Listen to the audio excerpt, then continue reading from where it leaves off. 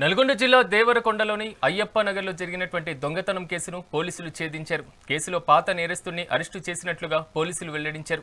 అయ్యప్ప నగర్లో ఓ ఇంట్లో చోరీ జరిగినట్లు బాధితులు ఫిర్యాదు చేసినట్లుగా తెలిపారు. ఎస్పీ, ఏఎస్పీ ఆదేశాల మేరకు ప్రత్యేకమైనటువంటి క్రైమ్ బృందాన్ని ఏర్పాటు చేసి నిందితులను గుర్తించామన్నారు.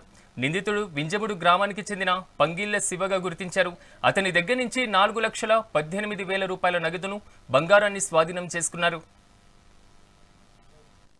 ఈ నెల 11వ తారీఖు అయ్యప్ప నగర్లో షరాబత్ జబ్బర్ అనే అతని ఇంట్లో దొంగతనం జరిగింది.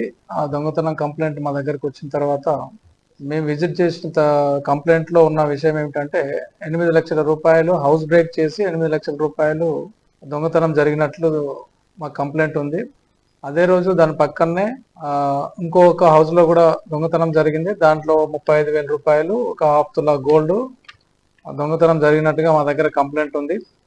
కంప్లైంట్ వచ్చిన తర్వాత ఏఎస్పీ గారి ఆదేశాల మేరకు మేము మా టీం అంతా, Raju, Narayana Reddy and crime team అంతా కూడా టీమ్ గా ఏర్పడి అన్ని సీసీటీవీ కెమెరాస్ ని వెతుకుతూ 10 రోజుల్లోనే దాన్ని ఛేదించడం జరిగింది. దానికి సంబంధించిన ఒకటువంటి నిందితుడిని పట్టుకోవడం జరిగింది. ఈ నెల 11